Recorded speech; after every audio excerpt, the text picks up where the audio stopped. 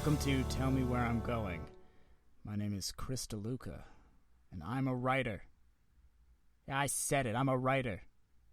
I have to say that to myself a lot. I'm doing a writing. This is a writing show. Did I say that? This is a writing show. I'm a writer. This is a writing show, but it's not like a talking head podcast advice thing. This is a scripted thing. Well, not this. Clearly. God, I'm gonna have to edit this so much. Once I learn how. I'm writing stories, right? But, and this is hard to admit, I have trouble finishing them.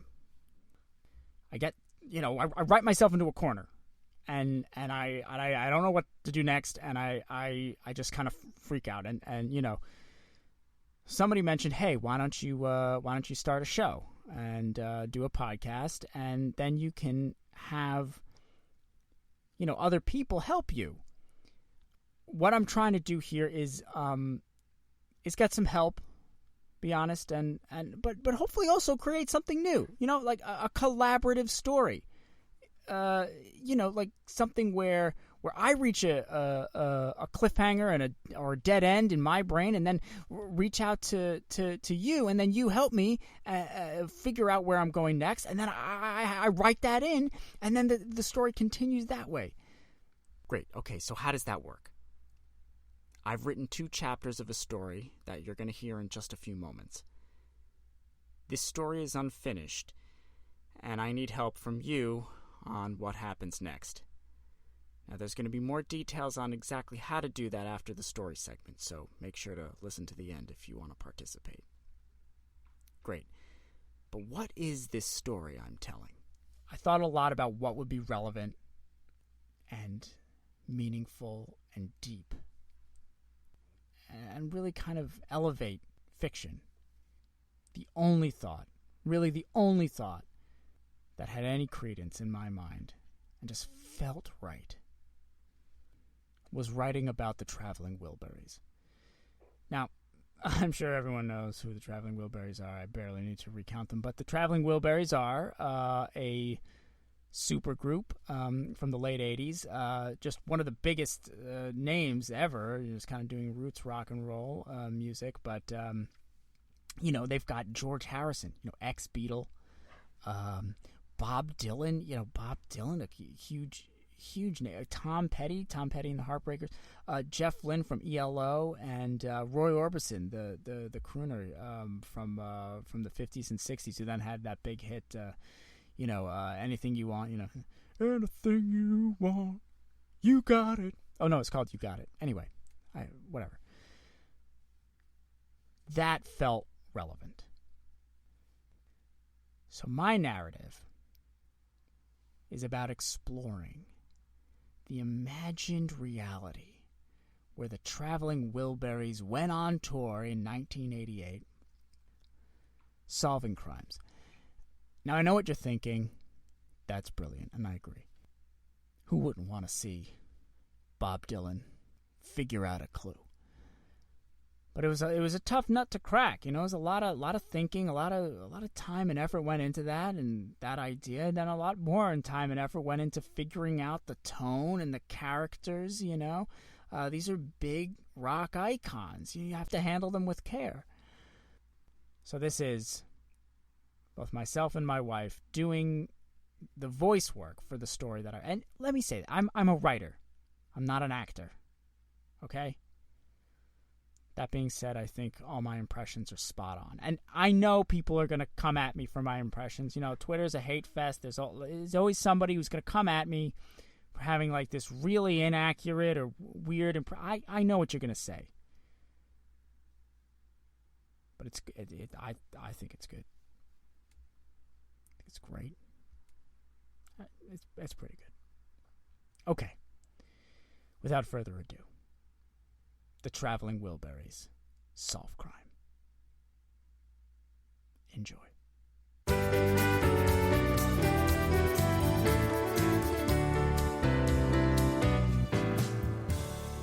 Chapter 1. New Brunswick, New Jersey, 1988. George Harrison held up his hands triumphantly, grinning at the cheering crowd. The other members of the rock and roll supergroup, the Traveling Wilburys, unslung their instruments, sauntering off stage to thunderous applause. Artificial fog swirled around their statement boots, curling over the edge of the stage, tumbling below it, over thick black wires and impenetrable support beams, collecting in a dark subterranean backstage alley. Hello? Hello? Hello? The woman's voice echoed strangely, too much reverberation for the size of the place. The fog completely covered her high heels, leaving the only trace of their presence the clack of her footfalls, which mixed with the dull sound of the crowd above. She sighed, stretched her back, rolled her gum to one side. Rodney told me this is where to get backstage passes. Is anyone there? She called a little louder, peering ahead. Or maybe it wasn't Rodney? She continued, fishing in her handbag and retrieving a crumpled piece of paper. She squinted at it, pulling reading glasses from her low-cut top. Yeah, it was right, Rodney. Rodney Greenfield sent me. I don't know if I'm talking to anyone. She looked up. A figure shrouded in smoke and shadow stood at the opposite end of the hall. The woman took off her glasses, let them dangle from their chain. The only thing she could make out at this distance was his curly mop of green hair. She suppressed a grimace, hoping the weird hair didn't foretell weird requests. Weird requests were always very specific, and that took a while. She really wanted to catch the 1:30 bus home. If she could squeeze in 5 hours of sleep before work tomorrow.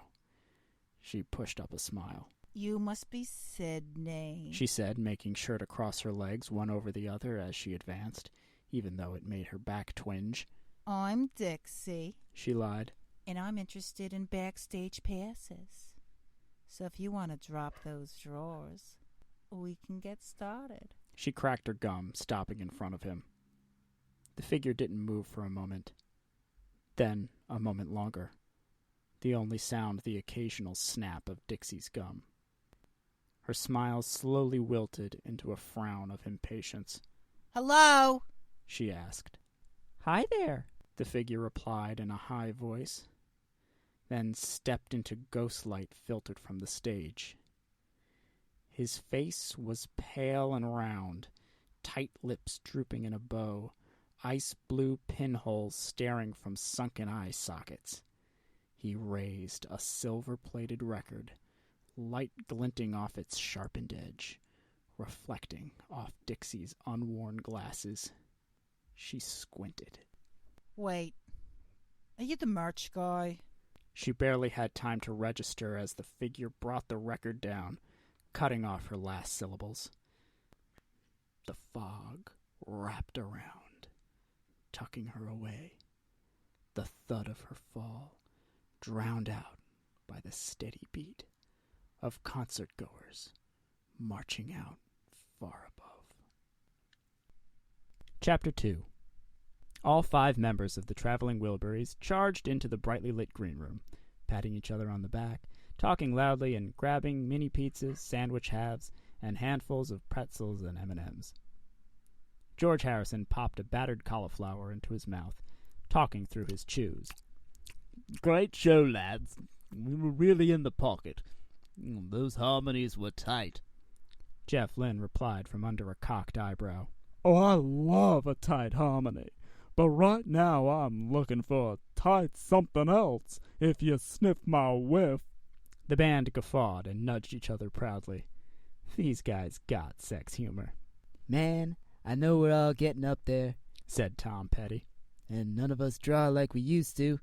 But the album's a smash hit, and tonight the audience was young, man. Young. We're gonna make out good tonight. The band cheered. Just then, their roadie, Hank, popped his head in. I heard the back half of that conversation, fellas, he said. And I got a little surprise I think you're gonna like. There's a very young fan here who would do anything to meet you all. The band's collective eyebrows waggled as they crowded around the door. May I present, Hank said with a flourish, throwing open the door. little 8-year-old Timmy Johnson. A small boy wearing thick glasses and smeared in prepubescent acne stood in the doorway. Wow, He cried. the Traveling Wilburys! The whole band sagged. Hi. Said George Harrison, shooting a dirty look at Hank, who confidently misinterpreted it. Roy Orbison wistfully buckled his pants. I can't believe I'm in a room with the Traveling Wilburys. Cried Timmy. You guys are the best supergroup ever. You're all amazing solo, but together, you're somehow more than the sum of your parts. Except each part is a music legend. Like you. You're George Harrison. You're my favorite Beatle. I listen to your music all the time. My favorite album of yours is Dark Horse. Really? Asked George, impressed. Nobody bought that record. Oh, I did. Timmy continued. That song Ding Dong is poetry. And you, He shouted, pointing. you're Tom Petty! From Tom Petty and the Heartbreakers! Petty scowled unconvincingly from under his black, wide-brimmed hat. Your song Refugee, it's like it was written for me. Oh, cool. Tom replied, bemused. How old did you say you were again? You must be Roy Orbison. Timmy plowed on, not hearing. I mean, what can you say? Your voice moves me. And honestly, I know it was written long before I was born, but the story arc of Pretty Woman could have been about my last Thursday. The raven-haired crooner sat expressionless behind his dark sunglasses, staring down Timmy. A slack-jawed Timmy stared back. A moment passed. Another. Another. Another. Another. Another. Another. I also like Cannibal Corpse. Tommy admitted, blinking furiously. Roy nodded, satisfied. Well, Timmy, I'm very impressed. Said Jeff Lynne, jumping in. You sure know your rock history. He grinned expectantly. Thanks. I have no idea who you are. Jeff's grin vanished. Seriously? I'm Jeff Lynne. From the Electric Light Orchestra? We had a bunch of hits. Living Thing? Xanadu? Don't Bring Me Down? Timmy stared blankly. Oh, come on. You knew Dark Horse, but not me? I do a lot of producing. He yelled, whipping a tomato and olive tapenade smothered cracker at the wall. Unperturbed, Timmy broke into a wide smile. Hey, what's your dog's name? The band gaped wide-eyed at Timmy. Timmy shifted uncomfortably. What? He asked. Hey, that's not our dog. Screeched Tom Petty. That's Bob Dylan. The poetry and music legend shifted his head, staring out from droopy eyebrows and thick matted hair. I said again, Said Bob wryly. You said it, Bob. Said George. All right, Timmy, I think it's time to go. Interjected Hank, ushering Timmy out. Okay, catch you later. I'll be following you the whole tour! Yelped a happy Timmy as he was removed sternly from the room. While the door was open for Hank to extract the youth, he noticed 3 women in skin-tight outfits, heels in hand, running down the corridor towards him. Hold the door! We need to see the band! Screamed the fastest, frantically waving her red stiletto heels. Hank rolled his eyes, shooing Timmy away. Sorry, ladies, Hank sounded bored. but the fellas aren't interested. He slammed the door. Who was that? Demanded Jeff Lynne. Hank shook his head, amused. They're just some desperate-looking groupies. But don't worry, guys. I told them to get lost. Said Hank, giving everyone a thumbs up. What? The entire band cried in unison. Tom Petty threw open the door, the 3 women outside practically falling into the room. My apologies. Said George Harrison, bowing slightly. Please, come in.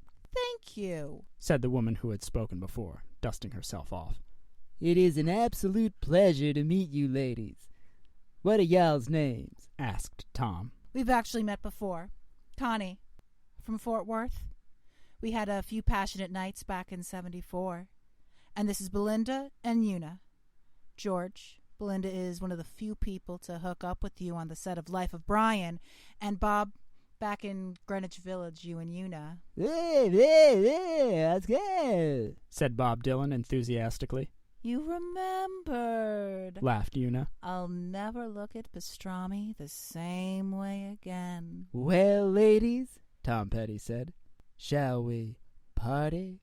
Everyone giggled flirtatiously until Connie shook her head like she was shaking off a spell. No, she yelled. We're not doing anything until we find our friend. God damn it! Screamed Jeff Lynne, flinging a 7-layer dip into the air conditioner. Roy Orbison pulled up his pants, a tear welling in his eye. Who is your friend? Maybe we know her, asked George. She goes by Dixie, but that's not her real name, replied Una. We're really worried about her. She went off to get us backstage passes and never came back. We investigated where we saw her go and found what we're sure is a blood stain. Yeah, even if it was blood, said Tom Petty, skeptical. How do we know anything bad happened? Maybe a crew guy cut himself and Dixie's off with him now. No way, said Connie forcefully. Dixie, not her real name, would never leave us like that without saying where she's going. Besides, we also found this. She pulled a clump of bright green hair from her handbag. So what? Scoffed Jeff Lynne, scowling. So what? So what? Cried Una. So this stadium was built on an ancient circus fairground. It was built over when a wealthy real estate developer got angry that he wasn't winning at the games. They say the ghost of the dunk tank clown still haunts this place, seeking vengeance on the living. She waved the green hair. Please, you have to help us. I don't know, said Tom Petty. This all sounds like a bunch of malarkey.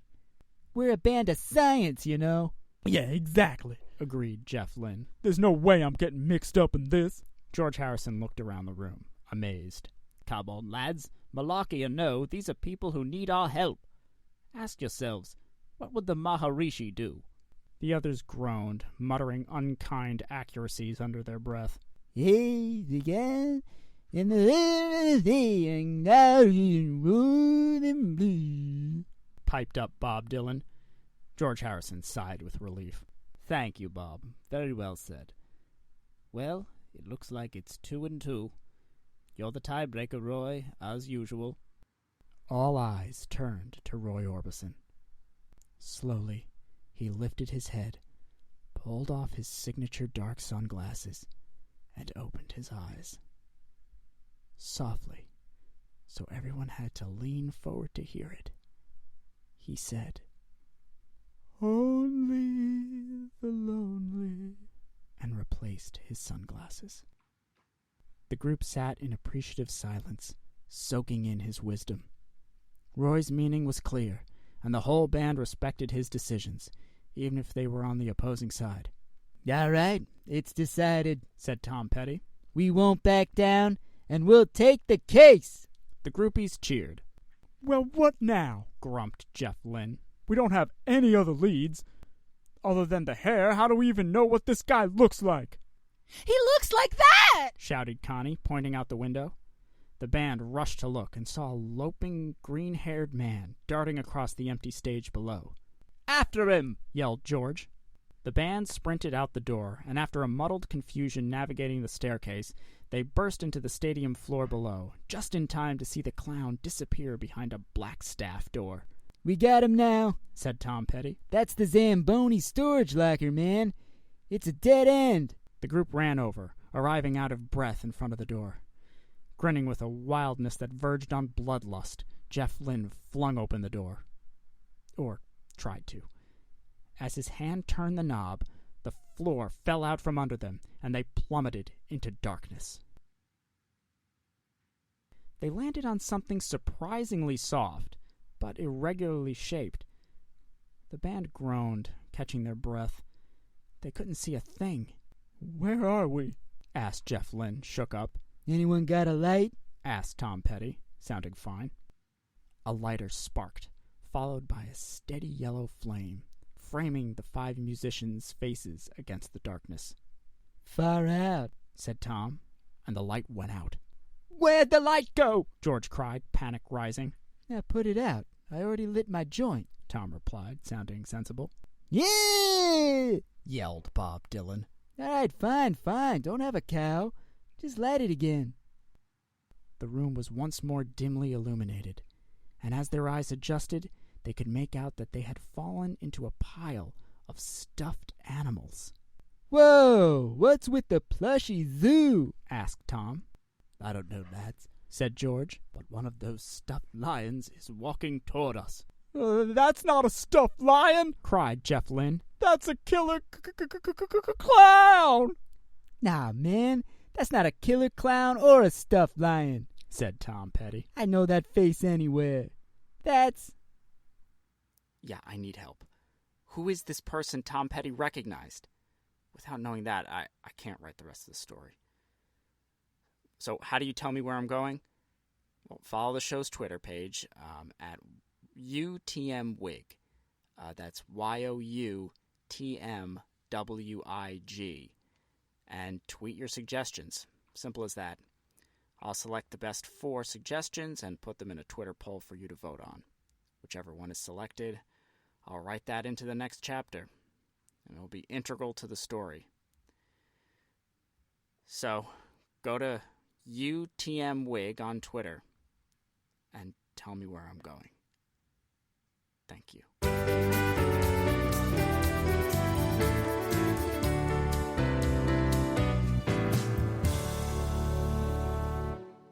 Have a podcast or a podcast idea and want to get involved? Visit letshearit.network. That's letshearit.network.